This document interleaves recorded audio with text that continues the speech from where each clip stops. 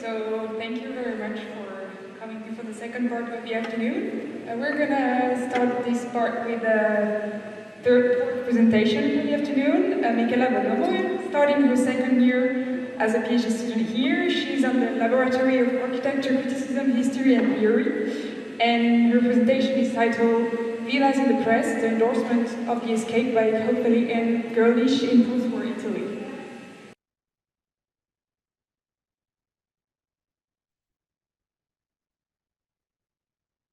Thank you, Aloi. Okay, so let's start. So yeah, good afternoon, everyone. As Elena said, this is the title of my presentation, Villas in Press, the endorsement of the escape by Hoepliand Gorlich in Postwar Italy.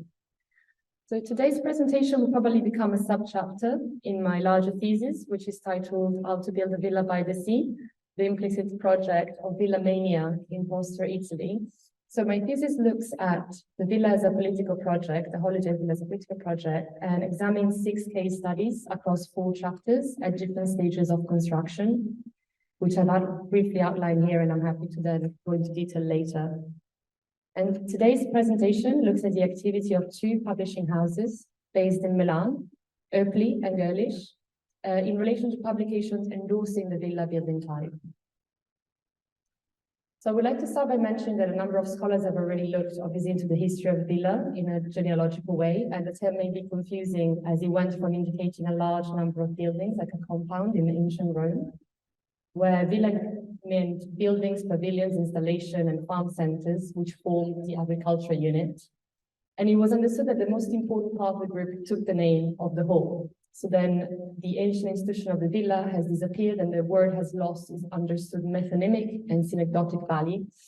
So it has today come to mean not a very large isolated building destined to be normally one family house. And it was the case in the Renaissance period in the image in the center.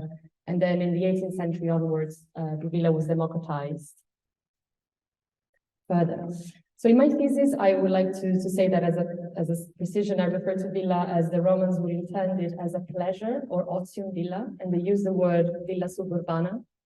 So it's intended solely for pleasure as a second residence, devoid of any productive element, and located often on the coast by the sea. So in my thesis, I mainly look at those case studies.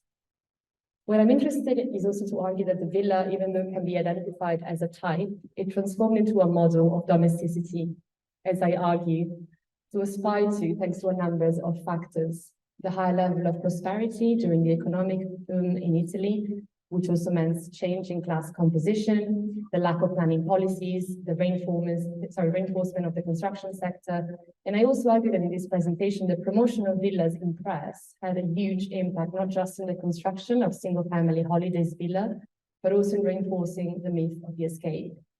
And I would like to do a little comparison between 2 publishing houses.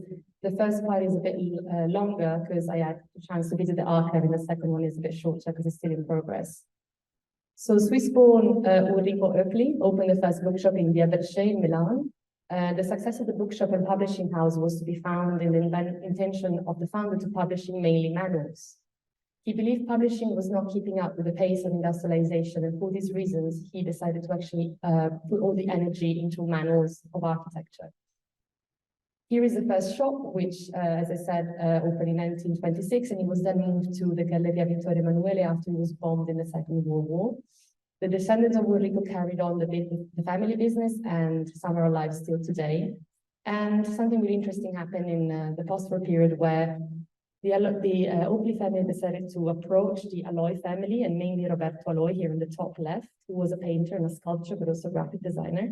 And they gave him basically what was going to be his lifetime project. So for 50 years, he wrote pretty much a book a year on an element of architecture, starting from funerary art to furniture to eventually villas.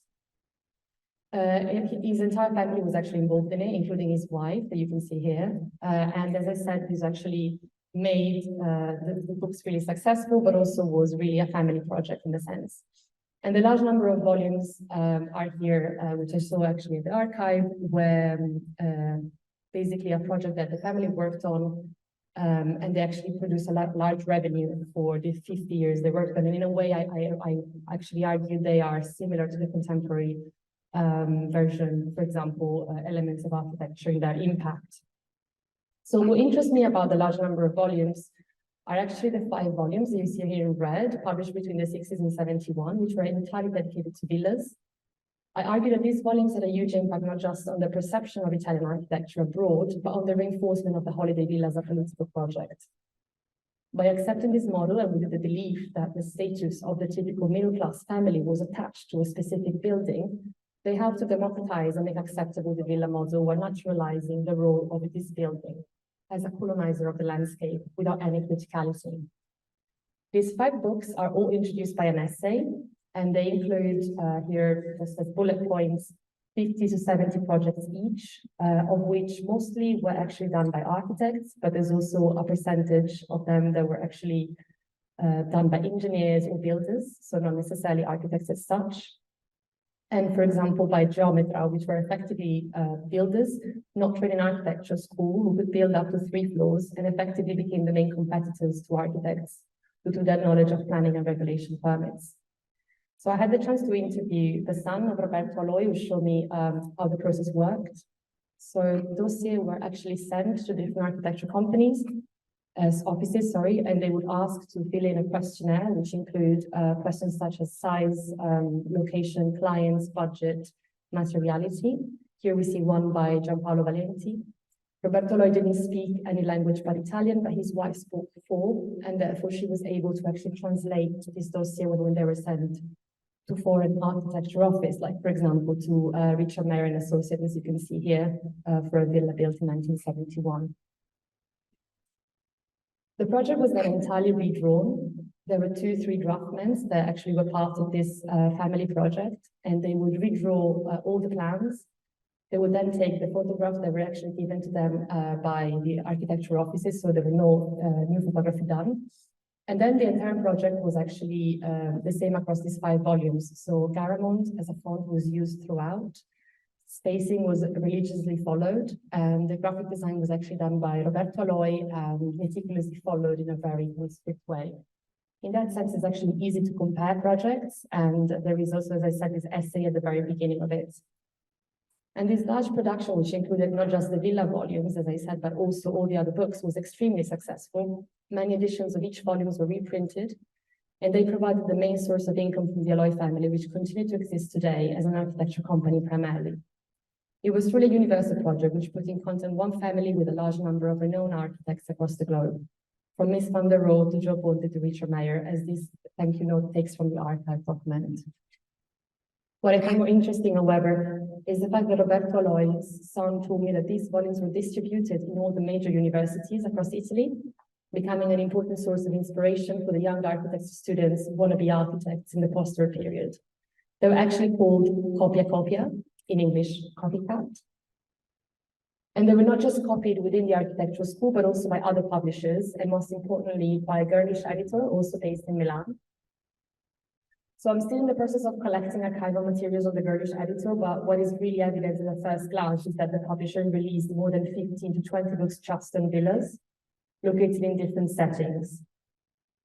As you can see here, so there's like villas in the world, villas by the lake, by the seaside. And really here we notice actually at a first glance that these volumes actually dedicated less space to the villas themselves. Instead of having 5 pages, it was maybe 1 or 2. There was no essay at the beginning, so it was literally just like bombardment of images and drawings, which were not actually drawn with the same styles or laid out in the same way. And it's also less, another actually important element is that most of these projects were actually by geometras, by builders, not by architects.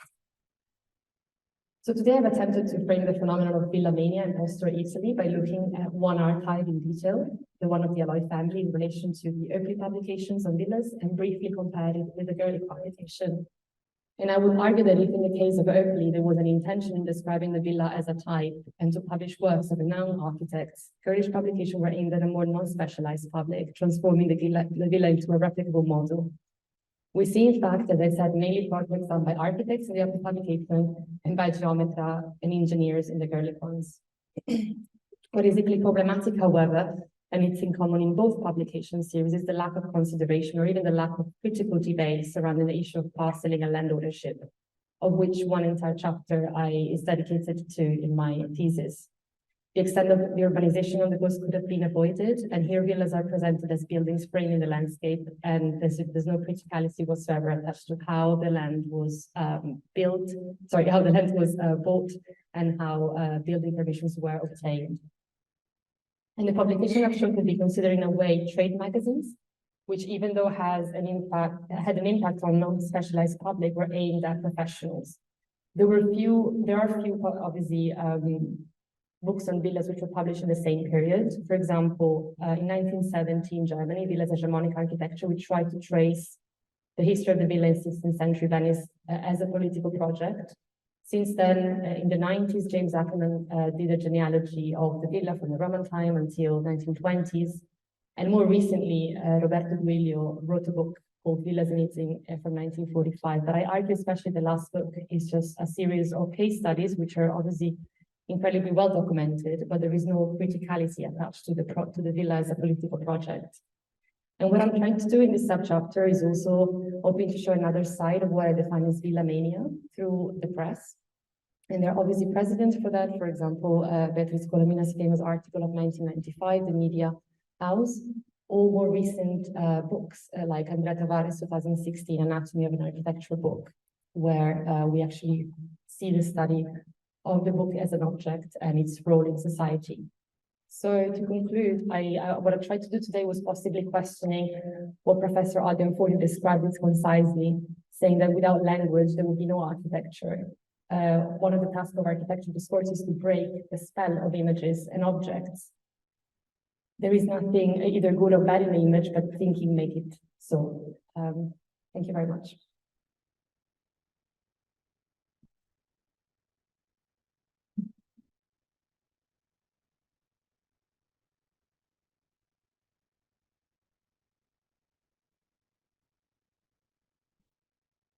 Thank you, that very interesting.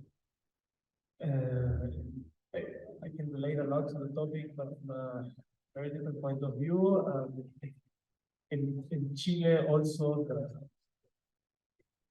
the holiday villa has become not only the platform for the proliferation of the profession of architecture, but also it's been one of the places where you can see how this form of production really changes the landscape, both by the few famous cases, but mostly by the repercussion or the echo that these famous cases have in a number of non-effects. So I'm particularly interested in how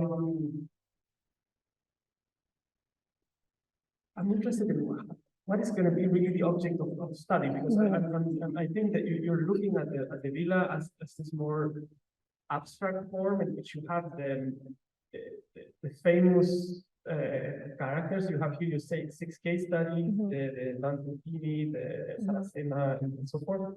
But then this other mass media compound around it, the publications, but I'm particularly interested in the work done by the geometers. So this kind of like second-tier profession that I bet those are the ones who really change the landscape, not quite Moretti, right? Yes.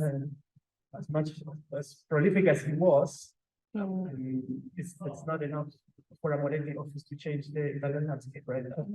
So that, for me, it would be interesting for me to hear more about your chapter on the subdivision of land, because at least the case in Chile is that the coastal line was subjected to agricultural law, meaning that you can only have parcels. The smaller parcel that you can have is the 5,000 square meters, and that is really the DNA of the villa, because this portion of land you cannot profit from it in any other way. So, as was said earlier today, agriculture is not profitable enough for a 5,000 square meters looking at the spectacular view. Neither have you any other means of production. So the only way of making that land produce is through this lifestyle of the villa.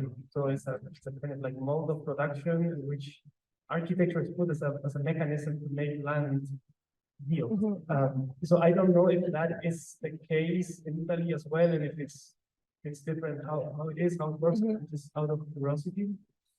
And then the second question for me is like, how important are these case studies? Are you gonna show how you have like 200 alla Saracena replicated by geometras and this or that way, they become really like kernels. So what's the relationship between, let's say, the model and these are like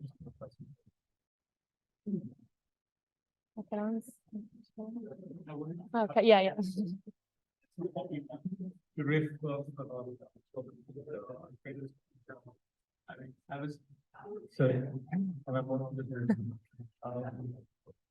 So I was recently in a workshop together with Manuel Cario, who does the history of these sort of like modernist villas in the US, United States. Yeah, farmsteads, exactly.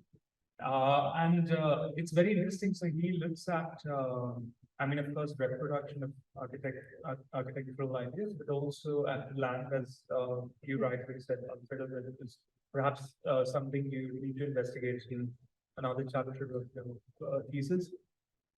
He looks at how, this sort of like idea of space around it was reproduced by this sort of grid where you have like indigenous land interspersed with land that was expropriated by the state from the indigenous people, and how now that it's on a breaking point where the regulations would be changed is really changing the landscape, and also this sort of idea, like, this villa in relation to the space around it. Yeah. So perhaps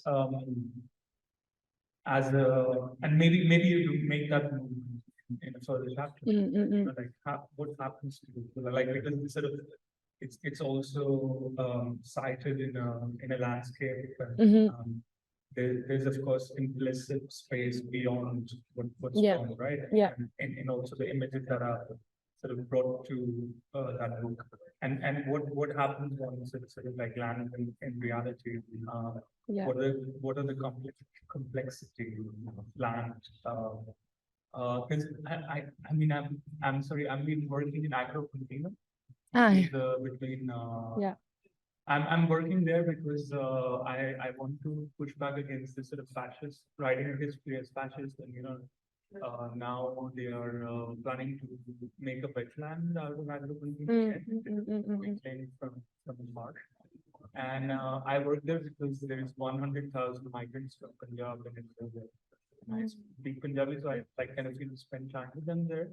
And I try to write a counter history of African there when they're erased from the landscape, right? And sort of you see a very interesting coming together of all these things which are sort of like associated to the land general systems, and in these landscapes, like you have the sea villa, you have the Pelagian villa and the sea, and then suddenly you have like these micro landscapes. Sort of the waters which are now inhabited by the migrants. So perhaps to start from there and then to complicate that would be interesting. Okay, yeah. Reflecting. Thank you.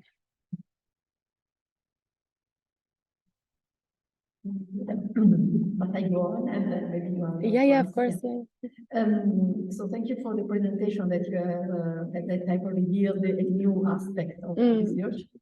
And I was very interested by your way of making a sort of symmetry between this movement from type and villa and the different domain of interest of Hoepli and Gorlich. Yeah.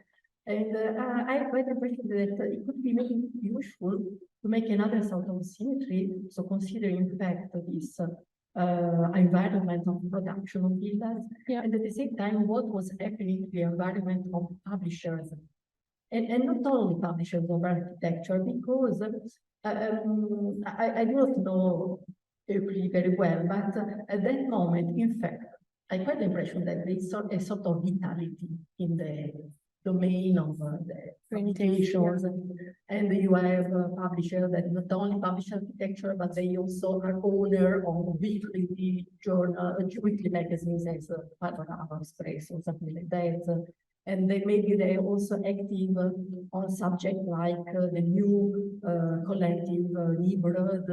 And so this hypothesis of type and model and the two different publishers could be maybe a bit, verified also through the what was the world and what was happening in the published domain, which kind of, I don't know, new sources, fundings, market was in fact developed at that moment related to publishers.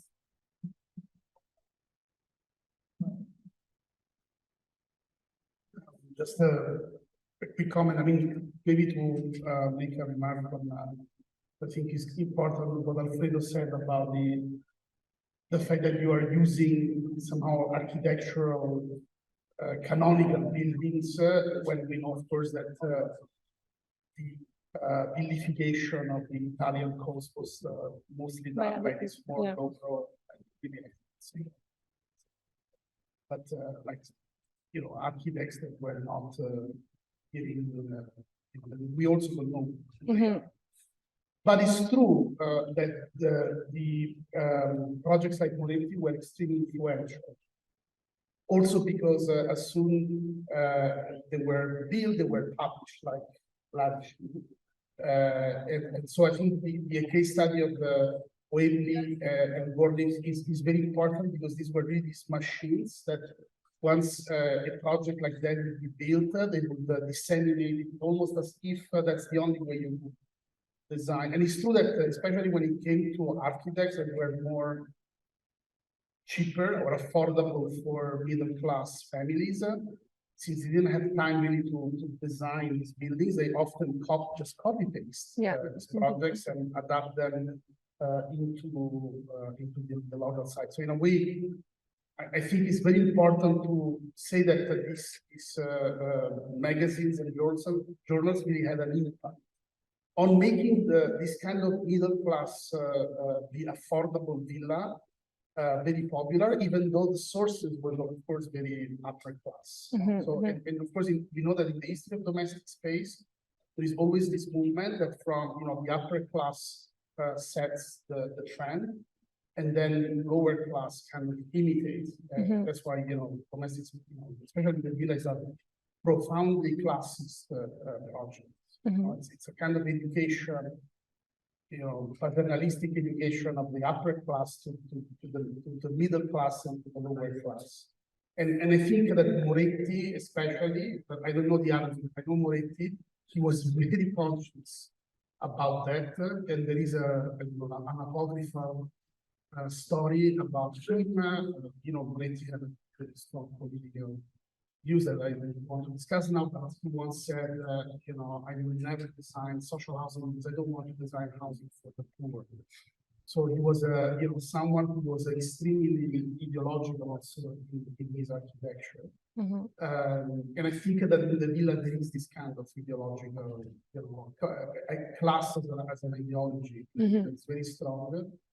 And maybe I think when you look to the Gorlich and Hoepli projects, I think this kind of classist dimension, you know, of universalizing upper class values as, you know, they are going to be the values of whole society, I think is very important. But certainly there was that undertone, which was actually the Italian politics at the time, that the Christian Democrats wanted to achieve a society of homeowners, or, you know, of owners of two houses, one in the city, one on the coast, and a car to live. Connect, So it was a, you know, it was really an industrial model to create this kind of ideology of domesticity. So in that sense, I think the Moretti idea was really influential. Shall I reply? Patrons were from the media. Yes. Thank you, Michela. Well, a few things. So I think that before delving into the details of the villa publication and villas by the seaside, you have to contextualize historically why there was a kind of market for these kind of villas, which is produced in the 19th century when medicine and health research makes the case that actually being by the seaside is healthy, and all of a sudden that transformed the cartography of many cities, and we start to see like the villas by the seaside. So this has been very well explained, for example, recently by Philip Brown. With Natural History of Architecture, there's a chapter entirely dedicated to that. So I think that before delving into the details of the publication itself, we need to contextualize why all of a sudden there is this phenomenon happening in the 20th century as opposed to 16th century. There were not as many villas by the seaside, or not villas at all. Then I think that another general contextualization needs to be made, and I'm thinking of this essay by Véronique Patio, Magazine Architecture, which was published in the number 100 of the journal OASE. In my opinion, it's the best essay that I know about the history of architecture journals, not books, but it's a very good one. And then she makes like the historiography of architectural journals since the 19th century. And then when you read the essay, which is 60-page long essay, so it's almost like a book with a journal, you realize that all journals across the history of architecture publications have produced a form of continuity. So when you get, I don't know, like Archigram or any kind of journal, once the graphic design is set in the two first issues, that's institutionalized, and that becomes like a kind of a canon that is repeated across the journal. And this creates an image of the architecture within the journal itself. So actually what you are working on is very much like that. While looking at your presentation, I was thinking of a croquis. So if you take a croquis across the last 40 years, in the first 2 years, the croquis was kind of tenting different formats. Then the format was institutionalized very rapidly. Then the kind of photography they were doing was institutionalized, the graphic design, etc. And then for 38 years, the croquis has been following exactly the same kind of photography, graphic design, layout, etc. So it has produced a sort of endowment within the publication. So if you look at the architecture of office, so today, there's no way you can understand the architecture and the images and the collages without looking at the croquis publications of OMA and Goodlife of the 90s, because it's really very much related to that. So that's producing, after 5 to 10 years of publications, it produces a certain sort of endowment, to the point of, like in Spain, like really get architects for generations trying to produce the croquis-like model to be published in croquis, and croquis-like project, etc. So on. So for me, it would be super interesting to try to understand, since most of the projects have been shown are built. I think so. Actually, there is a very interesting hypothesis that in your research is kind of latent in your research. Like the moment you publish houses, always from the outside, like the first images, like there's a narration that goes from the outside to the inside, not human beings in most of the photographs. So it's a way of looking at architecture, which is kind of turns architecture into a scale model, so to say, because there's always like this point of view with humans, the reference to the scale is very kind of problematic. And then I would be curious to learn if across the history of these books produced a sort of internal genealogy of architects kind of copying or being influenced by these houses and trying to get houses for either publishing the books or a form of internality, so to say, within the book itself, you know. So you were like the architecture of the book or the architecture of the architecture book. Is there an architecture within this publication? The same way there is one croquis or there was one archigram. And I'm pretty sure there is one, but we should learn which kind of, if you are talking of a political project, then what kind of political project is produced within the history of the publication, inside the pages of the publication. And this is very important for architectural pedagogy, I would say, at a school, to understand that when students look at media and publications, if certain publications are looked more than others, then certain kinds of architecture are privileged more than others. And I think that in contemporary historiography, like the centrality of the croquis over the last 30 to 35 years in architectural pedagogy, in architectural libraries, in architectural offices, etc., is absolutely massive to understand like the history of the discipline. And I'm curious to learn if here we are confronted with a kind of similar case for the Italian Thank you so much for all the comments. I'll try to reply to all of them or give you my insights. So starting maybe from the issue of parceling and in Italy. So Yes, basically, I have selected 6 case studies which are in different parts of the coast of Italy, and it is true that there is a tension between the ones designed by architects and the examples I've shown, but as it is really not a tension in itself, in the sense that this is the peak of the iceberg of a process that obviously happened massively between the 50s and the 70s. And the regions I've shown are also the one that had mass tourism. So in a way, the first that could actually get like land grab there, then they were followed by all the others in a way, if you want to see it that way. And in that sense, it is difficult to trace the real number of how many villas were built in that period. I'm still in the process of finding it out. And the reason is that actually l'utilizzazione or parceling was a semi-legal process, in the sense that Fiorentino Sullo, who's like a minister of public works here in the photo, was trying actually to propose a law that would allow a national planning framework for the whole of Italy. And that law was actually opposed by the Christian Democratic Party, because it wasn't actually favoring the interests of large landowners and large contractors and developers. So he was actually pretty much ostracized by the party, and he wrote this book, The Urban Scandal, where he explains what the law would actually mean, and in a sense would be to actually give powers to, there would be a national planning framework, and there would be regions that would actually discuss what that land should be. So it should be social housing, it should be without any construction or other uses. This obviously goes back to the parcelization done in rural times. So I am now going back to pre-war to actually understand the dimensions of these parcels. And obviously that's a very good point you made about the size of the parcel.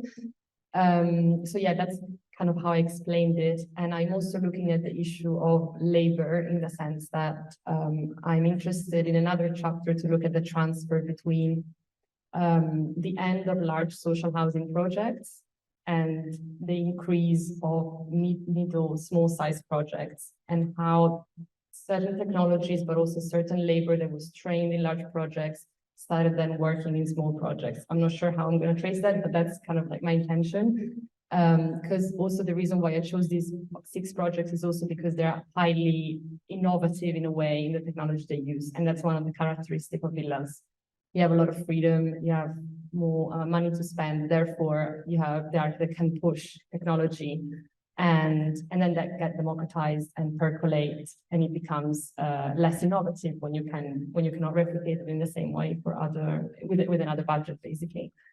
And also when I talk about villas, I obviously talk about the hidden implicit project of infrastructure. There is this illusion of being isolated by the sea, but that's only possible if sewage, electricity, and power gets there. So obviously that's an aspect that I'm discussing in the same chapter of the land ownership, well, land parceling. And in terms of publications, so yeah, I guess trying to answer your 2 questions. I guess my point is also like twofold. So on one side, what is architecture is what is printed. Because if it talks about, then you understand it in its own way, as not just a building, you understand it as architecture. So where do I look at myself between these 2 types of publication, between Gorlich and Hoepli, when some of them are actually quite famous buildings, other are just like your average copy.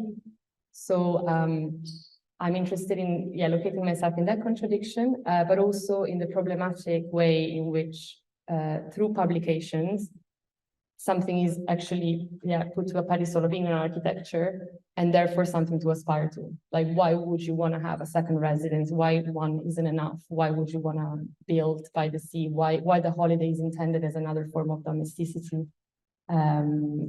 which is pretty much just recreating something you're escaping from. Yes, so I hope I answered the questions.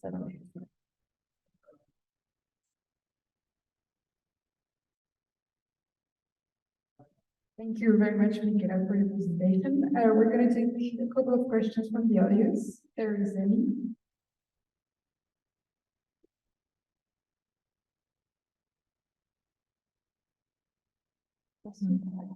I can also. I would also be interested in knowing what is that is being published of these villas. Because, for example, I knew also this. The typology of these villas is quite strange because of the asymmetry of and the strangeness of the so-called common spaces relative to the ordinariness of the rooms. So basically, if you look at the Saracena, it's like 90% of the space is this endless corridor that actually you can't do anything. There's like really representation. So I can imagine how many times this space must have been photographed. But I would bet that you find almost zero images of the places to sleep because they're actually quite ordinary. I mean, because that kind of convention of gender couples, kids, blah, blah, this you cannot experiment with. These people will never give away that kind of lifestyle, but yet the experiment happens in this kind of like rather useless. And I think it's interesting also if you are looking at this as a political project to test, okay, what are the conventions that the society is willing to give away in their non-productive space, which is this villa, and which conventions remain. And actually, when you look at these villas, they're pretty much normal apartments with an oversized and eccentric living. Perhaps this leads you to look at a domestic space. Yeah, in certain examples I look at, it's actually quite refreshing to see how the cyclical movement of the nuclear family is actually put into question. So I would argue that in some of the examples, there were also a laboratory of experimentation of how to break the structure of the nuclear family, also because maybe you have to look into the patronage that was behind it. So maybe it wasn't a family, it was like for example, in the case of Villa Balmain, it was one fashion designer that wanted a villa in Elba.